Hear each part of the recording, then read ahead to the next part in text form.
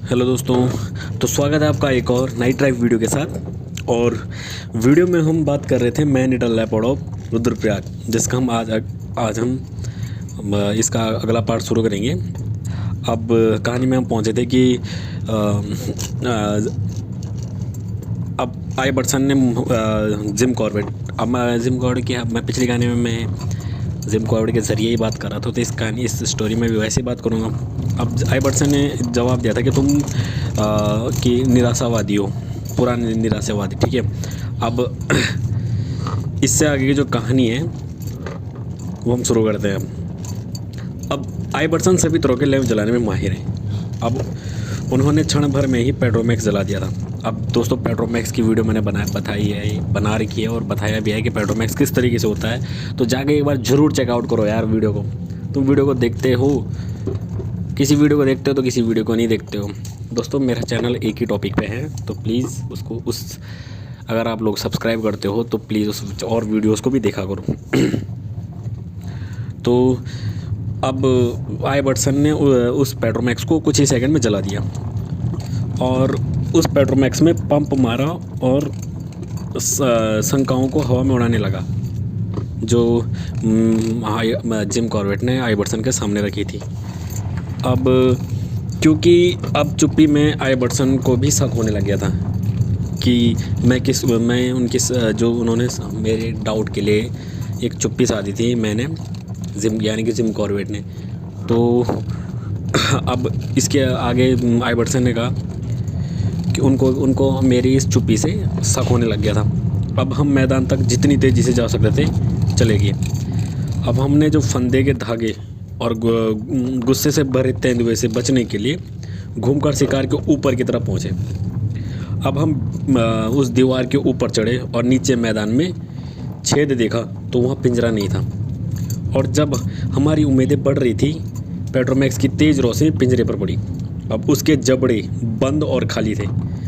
पिंजरा पहाड़ी से 10 गज दूर ले जाया गया था। शिकार का सिर दीवार की तरफ नहीं था और पहली ही नज़र में पता चल गया कि उसका काफ़ी बड़ा भाग खाया जा चुका है, जो उन्होंने वो मृत शरीर रखा हुआ था वहाँ पे। अब हमें इतना बुरा लग रहा था कि बयान नहीं किया जा सकता था। हम आम के पेड़ पर आ गए और मचान पर चढ़ गए। अब जगे रहने की कोई ज़रूरत नहीं थी। हमारे पास बिस्तर नहीं था और रात बहुत ज़्यादा ठंडी थी, इसलिए अपने ऊपर पुआल डालकर हम सो गए। दोस्तों, पुआल घास जब सूख जाती है उसे पुआल कहते हैं, तो मैं बहुत बार इसको डिस्क्राइब कर चुका हूँ। अब सुबह होते ही आम के पेड़ के करीब आग जलाई गई और पानी गर्म किया गया। कई कप चाय पीने और आग सेकने के बाद हम शिकार की तरफ गए। हमारे साथ पटवारी, आइबर्सन और मेरे कई आदमी, गांव के बहुत से लोग थे जो हमारे साथ आए। हम 2 थे और हमारे साथ पटवारी सहित कई सारे लोग थे। अब ये मैं इसलिए ये जिम कॉर्बेट कहने की ये मैं इसलिए लिख रहा हूँ, अगर मैं अकेला होता तो जो मैं अब बताने जा रहा हूँ उसे बताने में कोई भी संकोच करता। राक्षस, जिम कॉर्बेट कह रहे हैं कि राक्षस या फिर जानवर जिसने भी उस बूढ़ी महिला को मार डाला है, वो अगर हमारी बीती रात की तैयारी को खुद देखता तो वो काली और बरसाती रात में मौत या पिंजरे में बंद होने से बचने की उम्मीद भी नहीं कर सकता था। बारिश हालांकि हल्की थी, फिर भी ज़मीन को नरम बनाने के लिए काफ़ी थी और हम उस क्रूर की पिछली रात की जो मूवमेंट का अनुमान उसके द्वारा छोड़े गए निशानों से आसानी से लगा सकते थे। अब तेंदुआ उसी दिशा से आया था जहाँ से हम लोगों को उम्मीद थी। मैदान की समतल पट्टी पर पहुंचकर उसने एक चक्कर लगाया। अब नीचे की तरफ गया, फिर उस रास्ते से शिकार तक आया जहां हमने कांटे की झाड़ियां मजबूती से गाड़ रखी थी। अब वहां उसने 3 झाड़ियां उखाड़ी थी ताकि आगे जाने के लिए एक सफिशिएंट चौड़ी जगह उसके लिए जाने के लिए मिल जाए। अब उसके बाद शिकार को पकड़कर करीब 1 फुट राइफल की तरफ ले गया था, जहाँ पे हम लोगों ने उसके लिए एक ट्रिगर बनाया था। अब जिससे मछली वाला धागा ढीला पड़ गया। अब ऐसा करने के बाद उसने खाना शुरू किया, लेकिन खाते हुए भी उसे ये ध्यान रखा कि जो उस मृत महिला के शरीर पर बंधा हुआ धागा है उसे वो छुए ना। अब हमने सिर या गर्दन पर जहर डालना ज़रूरी नहीं समझा था, लेकिन उसने सबसे पहले यही इससे ये जो जहाँ पे हमने साइनाइड जहर डालने के बारे में नहीं सोचा था, उसने सबसे पहले वही वाले हिस्से खाए थे। अब उसके बाद बड़ी सावधानी से उन जगहों के बीच का हिस्सा खाया था जहाँ हम लोगों ने जहर डाला हुआ था, और जहाँ हम लोग सोच रहे थे कि यहाँ ज़रूरत नहीं है, वहाँ वाला उसने सबसे पहले वहीं का हिस्सा खाया था, और वहाँ का हिस्सा नहीं खाया, और वहाँ का हिस्सा खाया जहाँ हम लोगों ने जहर डाला था। तो इसका मतलब वो साइनाइड जहर उसके लिए एक पावरफुल और बूस्टर बन गया था। तो उससे उस साइनाइड जहर से तो उससे कोई भी इफेक्ट नहीं पड़ने वाला था। अब अपनी भूख शांत करने के बाद उसने बारिश से बचने के लिए शिकार को छोड़ दिया था, और जैसा कि मैंने सोचा था वैसा ही हुआ है। अब बारिश के पानी के भार से पिंजरे की प्लेट जो ट्रिगर का काम कर रही थी वो दब गई थी, और उसकी स्प्रिंग खुल गई थी। उसी समय तेंदुआ पिंजरे के ऊपर से जा रहा था, और पिंजरे के दोनों बड़े जबड़े तेंदुए के पिछले पाँव के घुटनों के दोनों तरफ मिल गए थे। और यही वो कह सकते हैं कि महान एक दुर्घटना हो गई कि वो बच निकल गया। अब रुद्रप्रयाग से लाते हुए लोगों से ये पिंजरा गिर गया था, और उसका 3 इंच लंबा एक दांत टूट गया था उस पिंजरे का। अब तेंदुए के पिछले पैर का जोड़ पिंजरे ने वहीं से पकड़ा जहाँ से कि दांत टूटा हुआ था।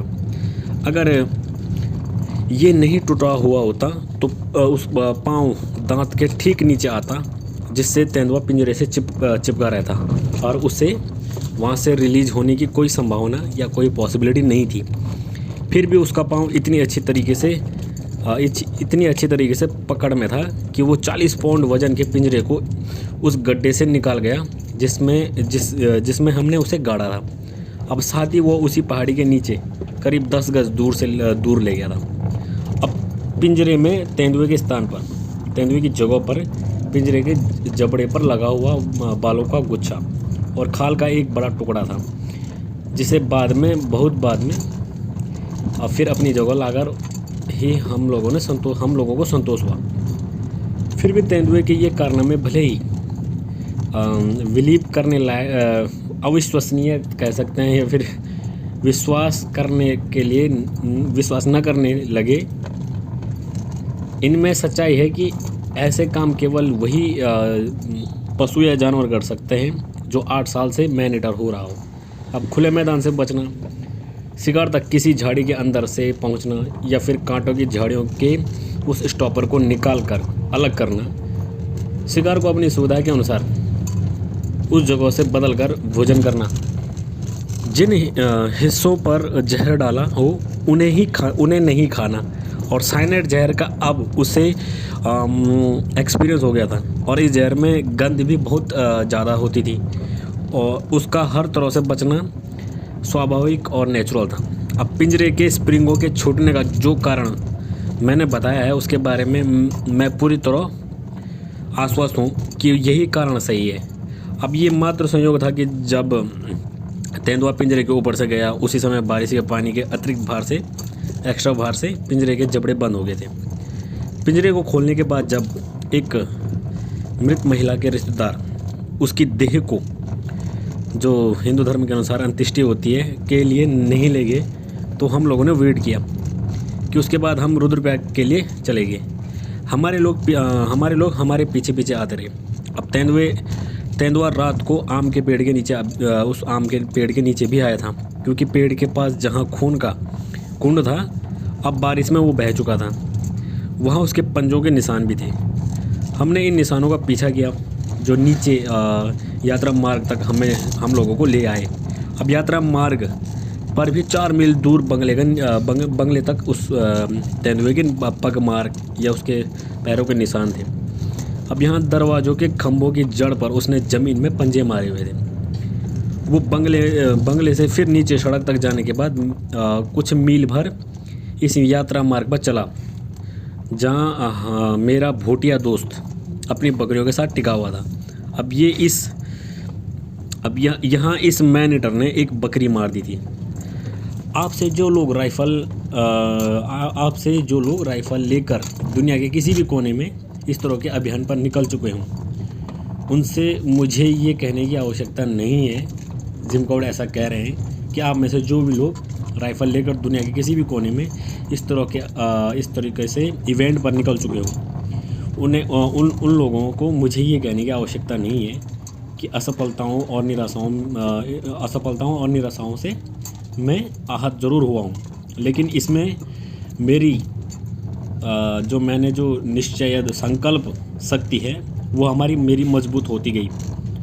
अब संकल्प यही था कि जब तक प्रयास करता रहूं, जब तक वो महान दिन या फिर वो रात नहीं आ जाती, ये जब जहर और पिंजरे को एक किनारे कर, जिम कॉर्बेट कह रहे हैं कि जब तक वो वाली रात और वो वाला दिन ना आए जिस दिन जहर और पिंजरे को एक किनारे कर मैं अपनी राइफ़ल का इस्तेमाल करूं जिसके लिए ये बनी है। अब इससे सही और सटीक निशाना साध कर गोली आदमखोर के बदन में घुसा दूं। जिम कॉर्बेट इस समय का बेसब्री से इंतज़ार कर रहे थे। दोस्तों, अब जिम कॉर्बेट कह रहे हैं कि मैं उन बंदूकधारियों से कभी भी सहमत नहीं हुआ हूँ जो बड़े पशुओं के शिकार में अपनी नाकामयाबी का कारण अपना जोना होना बताते हैं। अब शिकार की टोह में बैठे बंदूकची के माइंड में आशावादी विचार हो या फिर निराशावादी, उससे जिस पशु पर निशाना लगाया जा रहा है या जिसका फ़ोटो खींचा जा रहा है उसके मोमेंटम पर कोई फ़र्क नहीं पड़ता है। हम अक्सर ये भूल जाते हैं, जिम कॉर्बेट कह रहे हैं कि हम अक्सर ये भूल जाते हैं कि जंगली जानवरों की सुनने या फिर देखने की शक्ति, और विशेषकर उन जानवरों की जो भोजन या फिर सेल्फ प्रोटेक्शन के लिए पूरी तरह इन शक्तियों पर निर्भर है, अब जो सभ्य मनुष्य की तुलना में कहीं ज़्यादा होती है। अब इसलिए इस बात में कोई भी सच्चाई नहीं है कि हम अपने लक्ष्य, अपने टारगेट, शिकार की गतिविधियों को सुनकर और देख नहीं सकते, इसलिए वो हमें सुन और देख नहीं रहा। अब पशुओं की बुद्धि के बारे में गलत अनुमान होने और ज़रूरत पड़ने पर बिना आवाज़ किए या फिर हरकत किए लंबे समय तक बैठे रहने की क्षमता नहीं होने के कारण असफलता मिलती है। अब आदमखोर में सुनने की अद्भुत क्षमता होने के कारण एक एग्जाम्पल जिम कॉर्बेट दे रहे हैं कि जो मुझे हाल में ही अनुभव हुआ है, उन्होंने एक्सपीरियंस लिया है। इससे मालूम होगा कि ऐसे जानवरों से निपटने में कितनी सावधानी की ज़रूरत होती है। अब जिम कॉर्बेट अपने एग्जाम्पल दे रहे हैं कि मार्च का एक दिन था जब ज़मीन पर सूखी पत्तियों की चादर के ऊपर पड़ रही थी और हर पत्ती आवाज़ कर रही थी और जो दाना चुग रही छोटी छोटी चिड़ियों की आहट भी हो रही थी। अब मैंने उस शेर का अनुमान लगा लिया था जिसका मैं लंबे समय से फ़ोटो लेना चाहता था। उसका पता मैंने लंगूरों के उस ग्रुप की गतिविधियों से लगाया था जो उसी दिशा में आ रहे थे जहां मुझे शेर के होने का डाउट था। शेर से 70 गज की दूरी पर घास का एक छोटा सा मैदान था जो करीब 50 गज लंबा और 30 गज चौड़ा था। इस मैदान के कोने में शेर से दूर एक बड़ा पेड़ था जिसके शिखर पर बेलें चढ़ी थी। करीब 20 फीट ऊंचाई पर यह पेड़ 2 ब्रांचेस में बट गया था। अब मैं जानता था कि शेर दोपहर बाद देर से इस मैदान को पार करेगा, क्योंकि मैदान शेर और उसके शिकार सांबर डियर के ठीक बीच में था। अब सांबर डियर मैंने सुबह मरा हुआ देखा था। अब शिकार के नज़दीक शेर के छिपने के लिए कोई झाड़ी या फिर कुछ इस तरीके का कुछ भी नहीं था जहां उस शेर छुप सके, इसलिए वो कुछ दूर घनी झाड़ियों में चला गया था जहां उसके होने का पता जिम कॉर्बेट को लंगूरों की मोमेंटम से पता चला। दोस्तों, मैं लंगूर के बारे में बताता हूँ आपको कि लंगूर जंगल का वॉचमैन होता है। दोस्तों, सबसे पहले अगर आप सांबर डियर हो या फिर स्पॉटेड हो, ये भी अलार्म कॉल देते हैं, लेकिन जब ऊपर पेड़ पे लंगूर क्योंकि उसको चारों तरफ दिखाई देता है, तो वो जितने भी उसके साथ के जानवर हैं वो उनको सचेत करने में सबसे पहले उनको सचेत कर देता है। अब हिरण हो गया, डियर हो गया और लंगूर, इन दोनों की घनिष्ठ मित्रता होती है ऐसे मामले में एक दूसरे के लिए। और इसलिए जिम कॉर्बेट कह रहे हैं कि लंगूर की गतिविधियों से उन्हें पता लग रहा था कि वो शेर किस दिशा में है, क्योंकि अब छोड़ो, अब आगे कहानी पूरी करते हैं, अब जल्दी जल्दी कहानी भी ख़त्म करनी है। अब शेर या फिर बाघ का पैदल शिकार करने या फिर फ़ोटो खींचने के लिए ये ज़रूरी है कि पहले ये पता लगाया जाए कि उसका मरा हुआ है या फिर उसके द्वारा घायल किया गया शिकार किस साइड है। और इसके लिए सबसे अच्छा तरीका है कि पशु पक्षियों की मदद ली जाए। अब इसके लिए पेशेंस होना ज़रूरी है और पशु पक्षियों की जानकारी रखने वाला एक बंदूकची किसी भी पशु या फिर पक्षी को आसानी से जिस दिशा में ज़रूरी हो भेज सकता है। अब इस काम के लिए पक्षियों में सबसे बेहतर है जंगली लाल मुर्गा और मोर और मुसफेकुड़ा, ये सबसे बेहतर पक्षी हैं। अब पशुओं में सबसे अच्छे जो खबरी या मुखवीर कह सके वो काकड़ और लंगूर है। दोस्तों मैंने अभी बताया आपको कि इनकी फ्रेंडशिप होती है। अब जिस शेर का जिक्र जिमकौर कर रहे हैं वो घायल नहीं था और मेरे लिए ये काफ़ी आसान था कि मैं झाड़ियों में जाकर खुद ही उसका पता लगाता, लेकिन ऐसा करने में उसे बाधा पहुंचाता और जो काम मैं करना चाहता था वो कर नहीं पाता। अब दूसरी ओर लंगूरों का इस्तेमाल करके मैं ये पता लगा सकता था कि अगर शेर झाड़ियों में है तो उसे देखकर उनका क्या रिएक्शन होगा। और मैं ये जो इंडिकेशन है शेर के बाधा पहुंचने उस शेर को बिना डिस्टर्ब करे हुए प्राप्त करना चाहता था या फिर उसमें प्राप्त करने में कामयाबी हो गया था। मैं बहुत सावधानी से पेड़ तक गया और बैलों को छुए बिना ऊपर उस तरह चढ़ा कि उनकी पत्तियां हिले बिना, और कम से कम और ऊपर चढ़कर मुझे टहनियों के बीच बैठने की एक कंफर्टेबल जगह मिल गई जो पूरी तरह छुपी हुई थी। अब मैंने अपना 16 mm सीने कैमरा बाहर निकाला और पत्तों के बीच से अपने सामने इतनी जगह बनाई कि कैमरा सामने की फ़ोटो ले सके। अब मैंने ये काम बिना आवाज़ किए किया और एक जगह पर स्थिर बैठ गया। मेरी नज़र घास के मैदान और उससे लगे जंगल पर थी। अब मुझे बैठे हुए जब 1 घंटा हो गया था तो तांबई वर्ण के पख्तों का जोड़ा जंगल से उड़ा और नीचे झाड़ी में समा गया। 1-2 मिनट बाद ऊंचे इलाकों में रहने वाली सुरनी दोस्तों एक पक्षी का नाम है, वो मेरे नज़दीक ही ज़मीन से उड़े और बिना पत्तों के पेड़ की ब्रांचेस पर फुदकने के बाद आसमान में उड़ गई। अब इन दोनों तरह की चिड़ियों ने सचेत कर रहने की घोषणा नहीं की थी। फिर भी उनके इस व्यवहार से मैं जान गया था कि शेर वही कहीं था और उसकी जो प्रेजेंस है उसकी प्रेजेंस से ये पक्षी उड़े थे। अब कुछ मिनट बाद मैं अपनी नज़र धीरे धीरे बाएं से दाएं घुमा रहा था ताकि अपने सामने की ज़मीन पर बारीकी से जायजा ले सकूं। तभी मेरी नज़र एक छोटी सी सफ़ेद चीज़ पर आकर रुक गई। अब ये चीज़ 1 या 2 वर्ग इंच से बड़ी नहीं थी। अब ये मेरे ठीक सामने घास के मैदान के किनारे से करीब 10 फुट की दूरी पर थी। अब कुछ क्षण के लिए नज़र को इस तरीके से स्थिर उस चीज़ पर फोकस करने के बाद मैंने दाईं तरफ की झाड़ियों का जितनी दूर तक हो सकता था मुआयना लिया और उसके बाद फिर उस सफ़ेद चीज़ पर नज़र टिका दी। अब जिमकौर कह रहे हैं कि मैं पक्के तौर पर कह सकता था कि अब वो चीज़ उस स्थान पर नहीं थी जहां मैंने उसे पहली बार देखा था। तब वो चीज़ 1 या 2 मिनट के लिए अपनी जगह स्थिर थी। अब मेरे ख्याल से वो चीज़ कुछ और नहीं बल्कि शेर के चेहरे का सफ़ेद निशान था। अब ये साफ था। हालांकि पेड़ पर चढ़े हुए मैंने अपने पतले रबर के जूतों से जरा सा भी आवाज़ नहीं की थी, लेकिन उससे मेरे आने की आहट हो गई थी।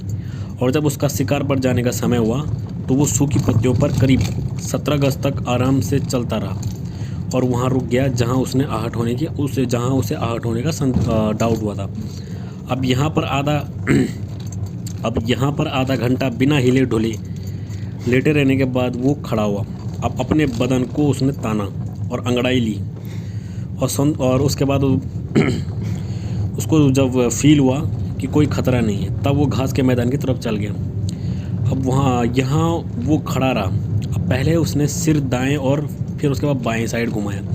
अब घास का मैदान पार किया और मेरे पेड़ के नीचे से गुजरते हुए शिकार की तरफ बढ़ गया। अब जंगल में घूमते हुए मैंने कई बार देखा है कि आदमखोर को मारने के लिए मचान बनाया हुआ है और इसके लिए पास ही एक पेड़ को काटा गया है। पेड़ से साफ दिखाई दे इसलिए ब्रांचेस कटी हुई हैं। अब घास फूस बिखरी हुई है। ऐसे में मैं समझता हूँ कि मचान बनाने वालों ने बातचीत भी की होगी और शोरगुल भी किया होगा।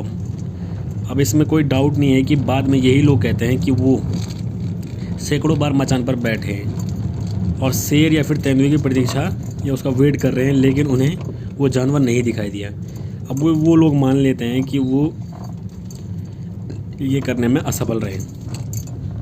हम उस दिन तक आदमखोर तेंदुए को नहीं दबोच पाए। इसका कारण ये नहीं था कि हमने वो किया जो हमें नहीं करना चाहिए था या फिर वो नहीं किया जो करना चाहिए था।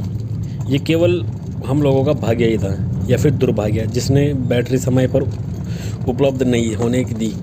अब जिसने आइवर्सन की दोनों टांगों में ऐंठन पैदा की, जिससे तेंदुए को ज़रूरत से ज़्यादा साइनाइड खिलाया और जिसने लोगों से पिंजरा गिरवा कर पिंजरे का दांत तुड़वाया हो और जो अंत में तेंदुए के छुड़ा कर भागने का कारण बना। इस तरह 70 साल की मृत महिला के ऊपर से घात लगाकर भी हम तेंदुए को मारने में असफल रहे तो आइवर्सन पौड़ी लौट गया। लेकिन तब मेरी उम्मीदें बुलंदी पर थी, क्योंकि मैं मानता था कि जिस दिन मैं रुद्रप्रयाग पहुंचा था उस दिन तेंदुए को मारने के जितने अवसर मेरे पास थे उतने ही आज भी थे। और सच तो ये है कि तब की तुलना में आज अवसर और तब की तुलना में आज अवसर बहुत ज़्यादा बढ़ गए थे, क्योंकि अब मैं उस जानवर की उस कैपेसिटी और उससे निपटने के जितने भी उपाय हैं उसके बारे में पहले से बेहतर जानने लग गया था। अब एक चीज़ जो मुझे बार बार खटक रही थी और मुझे अंदर ही अंदर इस चीज़ को बारे में जानने के लिए मजबूर कर रही थी कि वो यही था कि क्या तेंदुआ अलकनंदा के एक किनारे तक ही रोके रखना सही था, या फिर जब कभी मैं उस पर गौर करता मुझे ये ठीक नहीं लगता कि अलकनंदा के बाएं किनारे के लोगों पर हमले होते रहे जबकि दाएं किनारे के लोग इस खतरे से आज़ाद थे। हमारे रुद्रप्रयाग पहुंचने से 2 दिन पहले मृत एक बालक को मिलाकर हाल में अलकनंदा के बाएं किनारे के 3 लोगों को जान गंवानी पड़ी थी और ऐसा ही आगे भी हो सकता था। लेकिन पुलों का रास्ता खोलकर मेरी परेशानियां जो पहले ही कम नहीं थी सैकड़ों गुना बढ़ सकती थी, जबकि इससे कुछ मिलाकर गढ़वाल के लोगों को कोई लाभ नहीं होने वाला था, क्योंकि दाएं किनारे के लोगों की जान भी वैसे ही अमूल्य थी जैसे बाएं किनारे के लोगों की। इसलिए मैंने उदासीनता के साथ पुल का रास्ता बंद रहने दिया और इस मामले में मुझे अलकनंदा के बाएं किनारे के लोगों को धन्यवाद करना होगा, जिन्होंने ये जानते हुए भी कि पुल का रास्ता बंद कर देने का मतलब था कि खतरनाक आदमखोर की गतिविधियों को उनके क्षेत्र तक सीमित रखना। पुल पर रखे गए जितने भी उन्होंने स्टॉपर थे वो महीनों तक उन्होंने कभी खुद नहीं हटाया और ना मुझे हटाने को कहा। अब पुलों को बंद रखने का जो डिसीजन लेने के बाद मैंने इस खतरे से आगाह करने के लिए गांव में एक आदमी भेजा और ख़ुद भी समय और अपनी कैपेसिटी के मुताबिक ज़्यादा से ज़्यादा गांव तक ये मैसेज पहुंचाने का प्रयास किया। सड़क पर और गांव में मैंने जिन भी लोगों से बात की किसी ने भी कभी तेंदुए को उनके क्षेत्र में ही सीमित रखने के प्रति गुस्से का एक भी शब्द नहीं कहा और जहाँ कहीं मैं गया मुझे सत्कार और लोगों ने मुझे शुभकामनाएं ही दी और वहाँ से मुझे उन लोगों से विशेष भी मिली। और पुरुषों और महिलाओं को जिनमें से किसी को मालूम नहीं था कि आदमखोर का अगला शिकार कौन बनेगा। अब इस बात का जरा सा भी रंज नहीं था कि तेंदुआ बीते कल क्यों नहीं मारा जा सका। उन्हें विश्वास था कि तेंदुआ पहले तो आज और नहीं तो कल ज़रूर मारा जाएगा। दोस्तों, अब इससे आगे की जो कहानी हम नेक्स्ट वीडियो में कवर करेंगे। वीडियो पसंद आई तो प्लीज़ चैनल को सब्सक्राइब करें। और दोस्तों यार 1K का काफ़ी करीब है तो फटाफट से चैनल को सब्सक्राइब कर दें। बाकी मिलते हैं हम आपको अगली वीडियो में इसी के पार्ट के साथ। तब तक के लिए धन्यवाद। जय हिंद, जय भारत।